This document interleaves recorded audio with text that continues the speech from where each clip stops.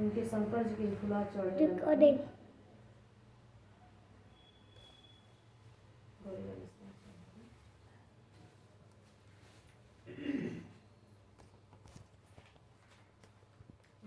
कहत रहे कि फूल बढ़िया बचा लो तो हम जो हाथ अपना जी को छोड़ कर तो बाई गलत होगा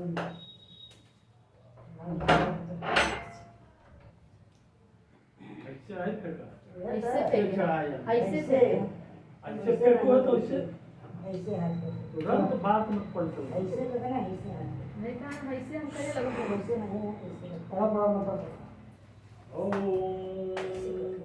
रसानुकूलं धूपं चन्दनामृतयुक्तं समर्पितं मया भक्तं महादेवी प्रकृतिहतां भूर्भुवस्सुवः त्रिगुणात्मकाय महाकाली महालक्ष्मी महासरस्वती रूपाय जगदम्बाय दुर्गा देवी नमः आओ बैठो इधर। धूपं तदान्ते दीपं दिया देखो। ओम चंद्रमा मनसो जातश्चो सूर्यो अजायत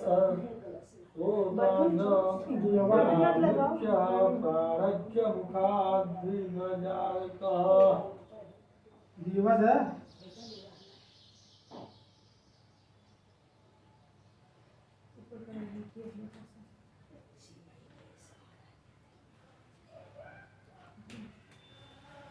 ऋतवर्ति समायुक्त महातेजो महोज्वलं दीपं दास्यामि सर्वदा। ओम भूर्भुवस्सुवः त्रिगुणात्मकाय महाकाली महालक्ष्मी महासरस्वती रूपाय जगदम्बाय दुर्गा देवी नमः। दीपम दर्शयामि दोनों हाथ से दिखावा दोनों हाथ से।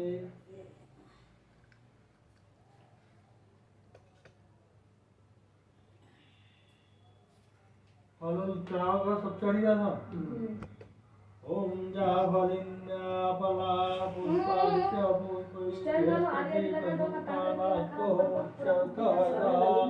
नारिकेल च नारंगीं कलिं मंजीरं तथा उर्वारुं च धूमेशे फलान्येतानि गृहताम्। ओम भूर्भुवस्सुवः त्रिगुणात्मका महाकाली महालक्ष्मी सरस्वती महासरस्वती रूपाय जगदम्बाय दुर्गा देवी ऋग्वलं समर्पयामि ताम्बूलं समर्पयामि। धूप जलता होगा धूपे ना हो पान पत्ता चढ़ावा लवंग हो तो डाल के चढ़ा। हेलालं कस्तूरी कर्पूरे पुष्पवास्तां वाटिका मुखवास सार्थ समर्पयामि सुरेश्वरी। अरे भाड़ा सुना मत करो मैं सुताए वीडियो बना देना तुम बोले देना ये पूरा बंद तो देना 1 मिनट।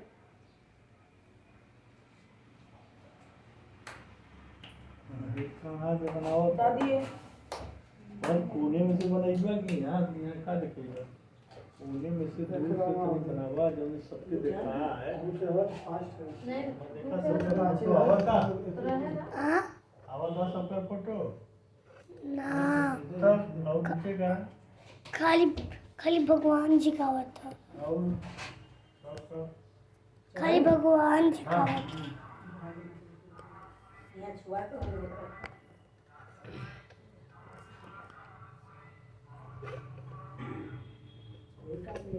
अब हम सबके दिखाए ना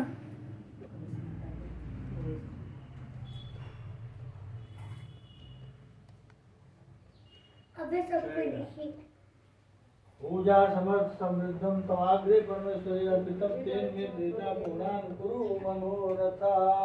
लग गया ना अंदर वाला कपाल दोनों चीज एकदम से हां वो ये रे वो ये है तो पूरा करी सब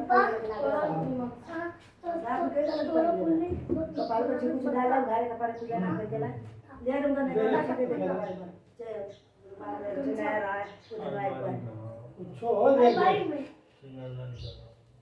बंद करना वीडियो कितना निकालना पूरा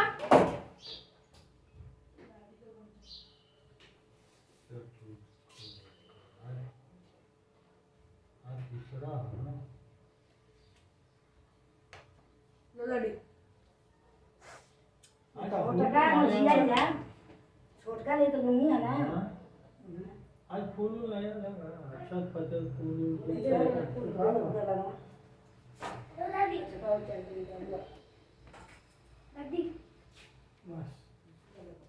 इतना भी दिमाग नहीं है। चल सेनापतियों सहित महिषासुर का वध। ध्यानम। छोटा दूसरे दिन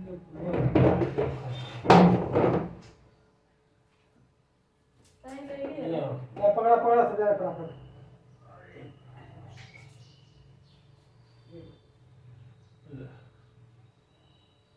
फिर ये सब अच्छा पापा वो किधर जाओ हरिया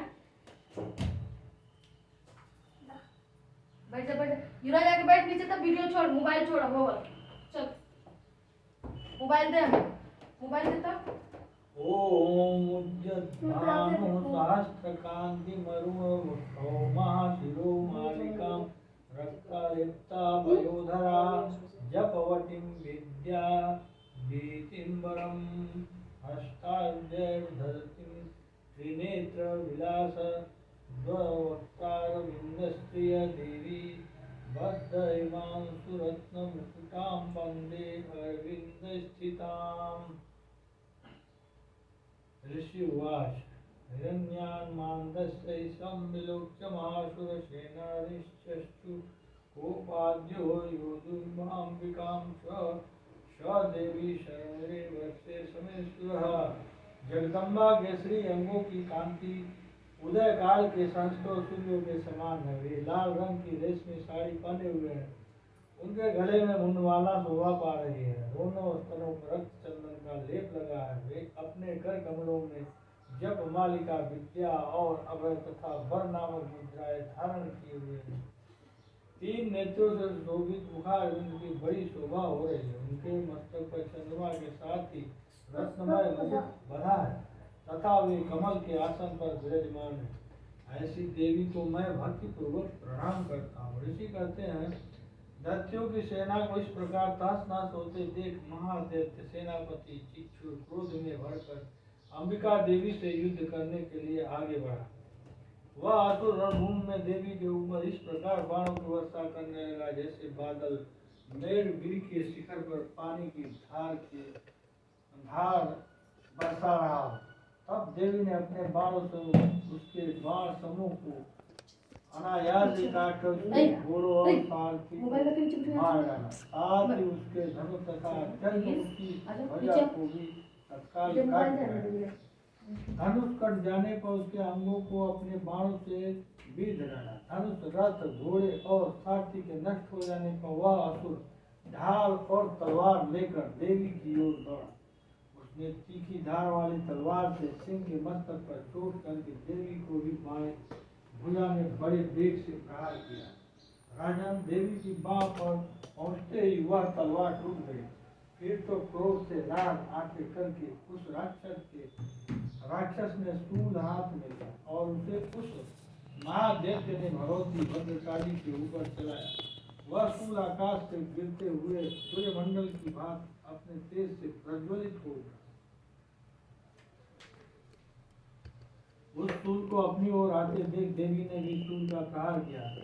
उससे राक्षस के सूल सैकड़ों टुकड़े हो गए। साथ ही महादैत्य चिक्षुर की भी धज्जियां उड़ गई।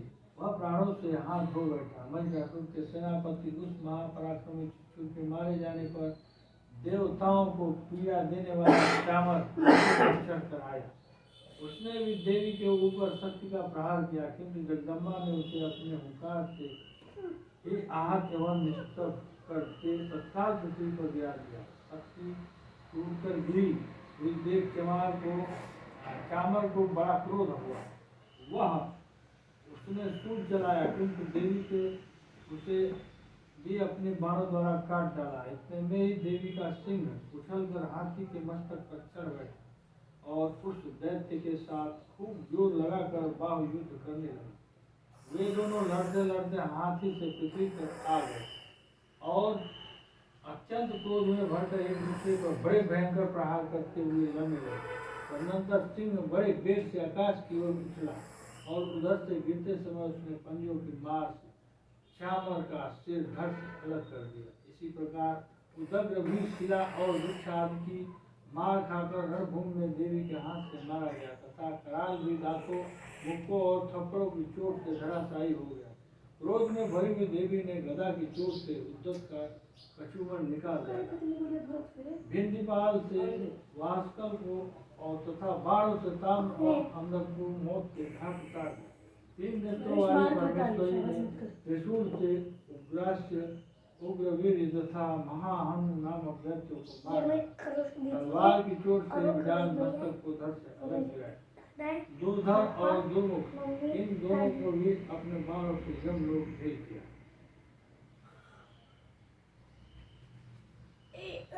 इस प्रकार अपनी सेना का संहार होता देख महिषासुर ने भैंसों का रूप धारण करके देवी के गढ़ को 4 दिन आरंभ किया। किन्हीं के सुतुल से मारकर किन्हीं के ऊपर खुरों का प्रहार करके किन्हीं को पूंछ से चोट पहुंचाकर कुछ को सींगों से विदर्ण करके कुछ गढ़ों को बेग से किन्हीं और सिंहनाद से कुछ को चक्कर देकर और कितनों को श्वास वायु के झोंके से धराशायी कर दिया। इस प्रकार गढ़ों की सेना को गिरा महादेव के सिंह को मारने के लिए झपटा। इससे जगदम्बा को बड़ा क्रोध हुआ। उधर महापराक्रमी महिषासुर भी क्रोध में भरकर धरती को खुरों से खोदने लगा तथा अपने सिंहों से ऊंचे ऊंचे पर्वतों को उतारकर फेंकने तथा गर्जने लगा। उसके वेग से चक्कर देने के कारण पृथ्वी शुद्ध होकर फटने लगी। उसकी पूंछ से टकराकर समुद्र सब ओर से धरती को डूबने लगा। हिलते हुए सिंहों के आघात से विदीर्ण होकर बादलों के टुकड़े टुकड़े हो गए। उसके श्वास की प्रचंड वायु के वेग से उड़े सैकड़ों पर्वत आकाश से गिरने लगे। इस प्रकार क्रोध में भरे हुए उस महादैत्य को अपनी ओर आते देख चंडिका ने उसका वध करने के लिए महान क्रोध किया। उन्होंने पास देखकर उस महान असुर को बांध दिया। उस महासंग्राम में बल जाने पर उसने भैंसों का रूप त्याग दिया और तत्काल सिंह के रूप में वो प्रकट हो गया। उस अवस्था में जगदम्बा ज्यों ही उसका मस्तक काटने के लिए उद्यत हुई त्यों ही वह खड्गधारी पुरुष के रूप में दिखाई देने लगी। तब देवी ने तुरंत ही बाणों की वर्षा करके ढाल और तलवार के साथ उस पुरुष को भी बांध डाला। इतने में ही वह महान गजराज के रूप में पारित हो गया तथा अपने सूंड से देवी के विशाल सिंह को खींचने और गर्जने लगा। इस समय देवी के तलवार से उसकी सूंड काट डाली। तब उस महादैत्य ने पुनः भैंसे का शरीर धारण कर लिया और पहली की बात चराचर प्राणियों सहित तीनों लोगों को व्याकुल करने लगा। तब क्रोध में भरी हुई जगन्माता चंडिका बारंबार उत्तम मधु का पान करने और लाल आंखें करके हंसने लगी। उधर उस बल और पराक्रम से उन्नत हुआ राक्षस गरजने लगा।